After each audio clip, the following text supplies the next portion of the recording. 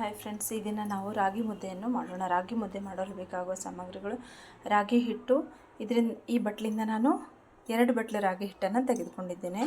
ಈ ಬಟ್ಲಿಂದ 2 ಬಟ್ಲು ರಾಗಿ ಹಿಟ್ಟು ತೆಗೆದುಕೊಂಡ್ರೆ 3 ಬಟ್ಲು ನೀರನ್ನು ಕುಕ್ಕರಲ್ಲಿ ಹಾಕ್ಕೊಳ್ಬೇಕು. ನಾನು ಕುಕ್ಕರಲ್ಲಿ ಮಾಡುವ ವಿಧಾನವನ್ನು ತೋರಿಸ್ತಾ ಇದ್ದೇನೆ. 1 ಬಟ್ಲು 2 3 ಬಟ್ಲು ನೀರನ್ನು ಹಾಕ್ಕೊಂಡಿದ್ದೀನಿ. ನೀರು ಚೆನ್ನಾಗಿ ಕುದಿಬೇಕು. ಕುದಿಯೋ ನೀರು ಆಗುವವರೆಗೂ ನೀರನ್ನು ಬಿಸಿ ಮಾಡಿಕೊಳ್ಬೇಕು. ಈ ರಾಗಿ ಹಿಟ್ಟಲ್ಲೂ ಕೂಡ ನೀರನ್ನು ಹಾಕ್ಕೊಂಡು ಸ್ವಲ್ಪ ನೀರು ಹಾಕಿ ಮಿಕ್ಸ್ ಮಾಡ್ಕೊಳ್ಬೇಕು. ಹಿಟ್ಟನ್ನು ತೆಳ್ಳಗೆ ಮಾಡ್ಕೊಳ್ಬೇಕು. ನೋಡಿ ಫ್ರೆಂಡ್ಸ್, ಹೀಗೆ ಚೆನ್ನಾಗಿ 1 ಸ್ಪೂನ್ ತೊಗೊಂಡು ನೀರನ್ನು ರೊಟ್ಟಿ ಹಿಟ್ಟಿನ ಅದಕ್ಕೆ ಕಲಿಸ್ಕೊಳ್ಬೇಕು.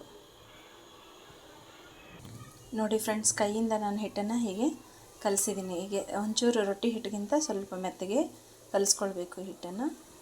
ನೋಡಿ ಫ್ರೆಂಡ್ಸ್, ನೀರು ಬಿಸಿಯಾಗಿದೆ. ಈಗ ಬಿಸಿಯಾದ ನೀರನ್ನು ಸ್ವಲ್ಪ ತೆಕ್ಕೋಬೇಕು. ಈ ನೀರಲ್ಲಿ ಉಪ್ಪನ್ನು ಹಾಕ್ಕೋಬೇಕು. ಸ್ವಲ್ಪ ಉಪ್ಪು ಕಡಿಮೆ ಇದ್ದರೆ ನಡೆಯುತ್ತೆ. ಕಲಸಿಟ್ಟಿದ್ದೀವಲ್ಲ, ಈ ಹಿಟ್ಟನ್ನು ಸ್ವಲ್ಪವಾಗಿ ಹಾಕ್ಕೊಳ್ತಾ ಮಿಕ್ಸ್ ಮಾಡ್ಕೊಳ್ಬೇಕು.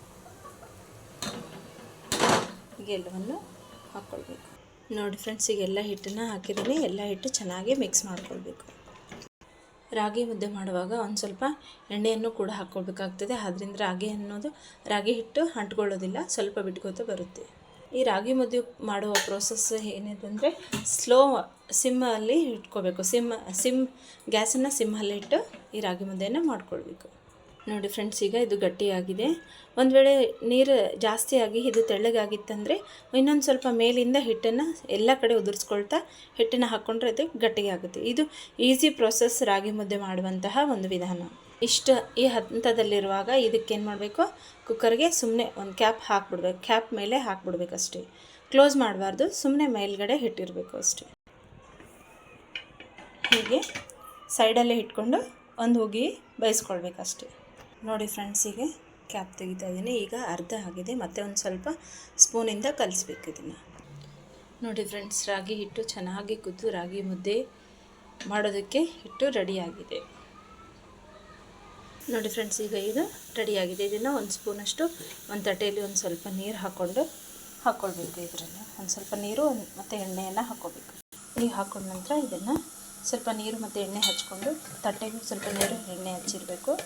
ಹೀಗೆ ಉಂಡೆ ಥರ ಮಾಡ್ಕೊಳ್ಬೇಕು. ಮೊಳಕೆ ಕಾಳು ಮತ್ತು ಹಸಿ ತೊಪ್ಪಲ ಪಲ್ಯಗಳು ಹಾಕಿ ಸಾರು ಮಾಡಿರುವಂತಹ ಸಾರು ಮತ್ತು ರಾಗಿ ಮುದ್ದೆ ಸವಿಯೋದಕ್ಕೆ ಬಹಳ ರುಚಿಕರವಾಗಿರುತ್ತೆ. ಇದ್ರ ಜೊತೆ ಶೇಂಗಾ ಸಾರನ್ನು ಕೂಡ ಮಾಡ್ಕೊಳ್ಬೋದು. ವೆಜಿಟೇರಿಯನ್ ಆದರೆ ಶೇಂಗಾ ಸಾರು ಮತ್ತು ಎಲ್ಲ ತರಕಾರಿಗಳು ಸೇರಿಸಿ ಮಾಡಿರುವಂತಹ ಈ ಥರ ಸಾರನ್ನು ಕೂಡ ಮಾಡ್ಕೊಳ್ಬೋದು. ಇಲ್ಲಾಂದರೆ ವೆಜ್ ಜೊತೆ ತಿನ್ಬೋದು. ರಾಗಿ ಮುದ್ದೆ ನಾನ್ ವೆಜ್ ಜೊತೆನೂ ಚೆನ್ನಾಗಿರುತ್ತೆ, ವೆಜ್ ಜೊತೆನೂ ಚೆನ್ನಾಗೇ ಇರುತ್ತೆ.